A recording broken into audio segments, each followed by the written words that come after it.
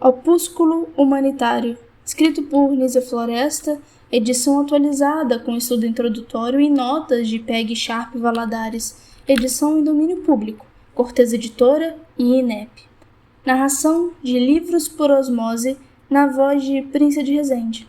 Agradeceria muito se você pudesse deixar o gostei aí abaixo. Obrigada. Capítulo 50.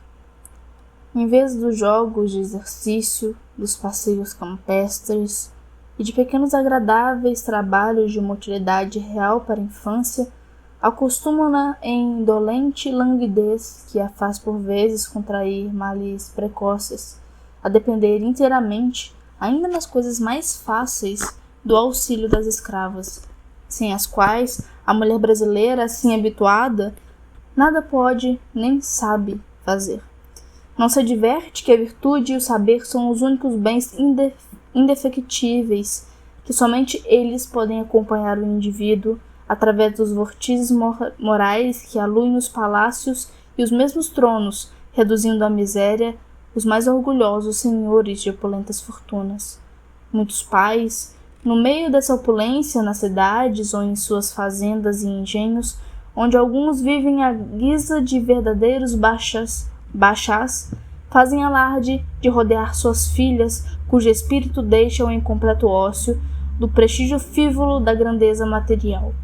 Grandeza que bem vezes lhe sufoca até o sentimento de sua natureza, julgando-se de uma raça privilegiada, superior à de todos os seus semelhantes, sujeitos a eventualidades da fortuna. Quando esses colossos de vaidade desabam da altura a que os eleva a pura matéria, confundem-se no meio das inteligências com um pó levantado pelo tufão que passa, pondo em evidência toda a sua nulidade e todo o horror de sua situação.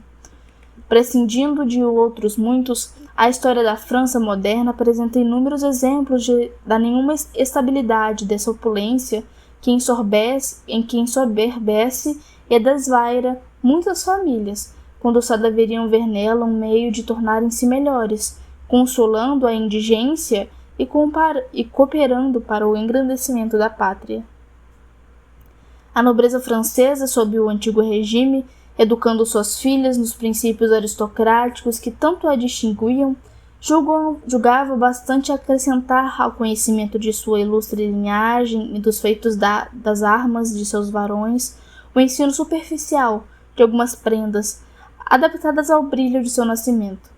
Então, primazia indisputável nos direitos ao poder e à glória, apesar dos vícios e dos crimes que o haviam muitas vezes manchado.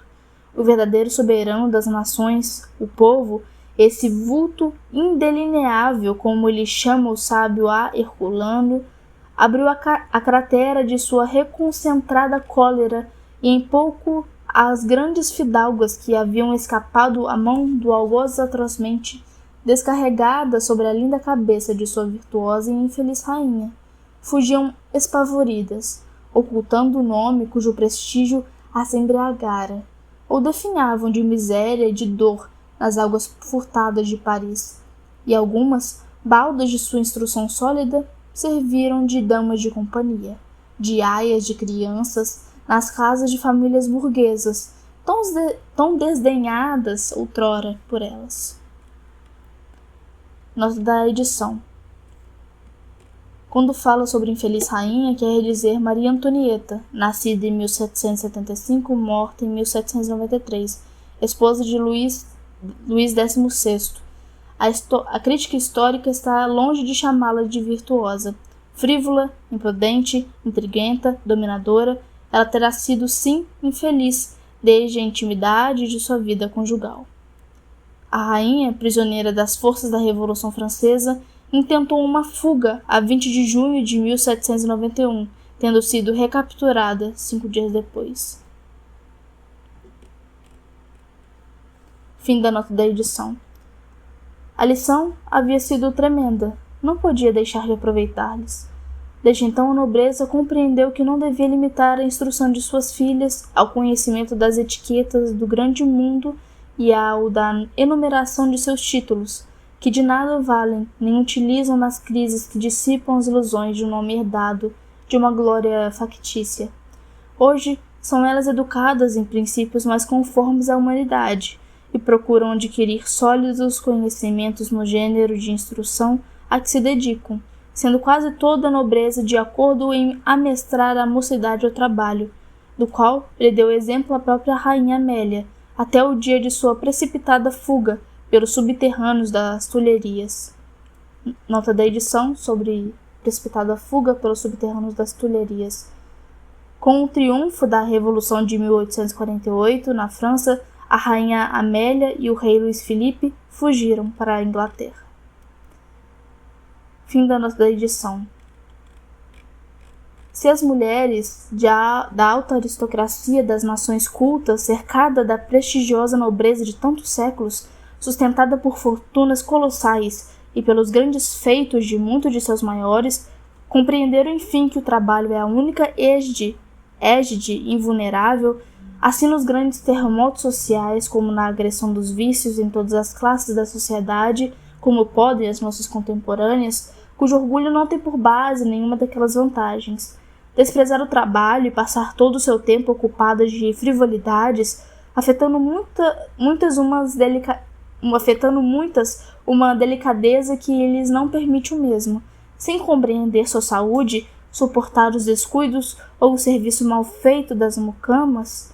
É, na verdade, para lastimar ver alguma de nossas meninas, possuindo, aliás, os necessários elementos para tornarem-se excelentes mães de famílias e mulheres notáveis, entregues ao torpor de uma má educação, dormirem até alto dia, levantarem-se maquinalmente e vagarem pelo meio da família em completo desalinho, sem uma ideia do nobre fim para que foram criadas, sem um estímulo para as crianças e a ordem que as deviam conduzir a ele.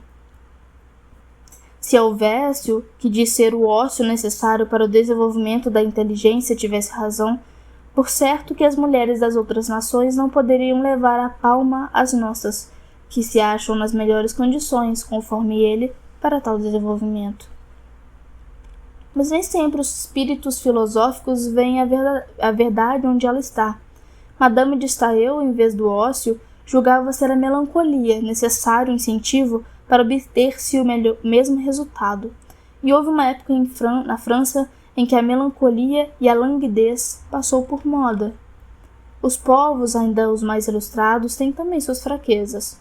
Essa foi uma das mais ridículas daquele, entre o qual felizmente certos escritores tomaram o peito banir da sociedade a representação de uma farsa, quanto o gênio mais ou menos desenvolvido de seus autores a ia por demais generalizando.